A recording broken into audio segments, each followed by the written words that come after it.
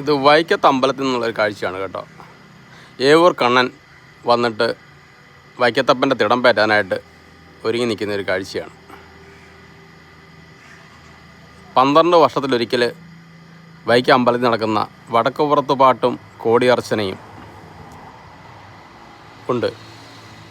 അതിനുവേണ്ടി ഉള്ള എഴുന്നള്ളത്തിന് തിടം പെടുക്കാനാണ് നിൽക്കുന്നത്.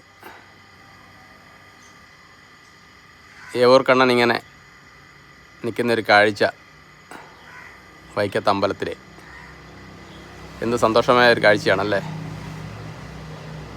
ഒരുപാട് ആൾക്കാരുണ്ട് കേട്ടോ. കോടിയർച്ചനയ്ക്കും വടക്കുപുറത്ത് പാട്ടിനും പങ്കെടുക്കാനായിട്ട് എത്തിയിരിക്കുന്ന ഭക്തരാണ് അവരൊക്കെ.